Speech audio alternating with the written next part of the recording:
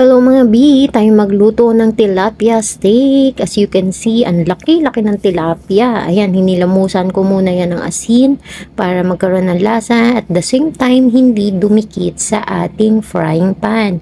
Ayan, meron akong bawang, sibuyas, hindi pala sibuyas yun. Yun yung white part ng onion leaves. Gigisa ko yan mamaya para sa paggawa ng kanyang sauce. So, iprito na natin ang ating malaking tilapia sa mainit na mantika. Ayan, muntik na nga siyang madurog, pero buti na lang. So, ayan, naggisa na ako. Ginisa ko na nga lahat ng ingredients. Nilagyan ko ng toyo, oyster sauce, konting water kasi mabilis mag-dry yung yung sabaw.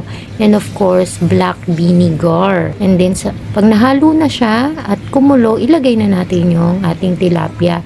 Balik-balik ta rin natin para ma-absorb ang lasa. Nilagyan ko din ng slurry sa huli para palapot ng sauce. So, ito na nga ang tilapia steak. So, naputol yung pag-video ko kasi nailang ako dahil sinisilip nilaw pa kung ano yung binivideo ko. Pero wala naman siyang sinabi. Siguro na-curious lang, may pag-video pa ang aking walaw. So, yun lamang. Happy tummy!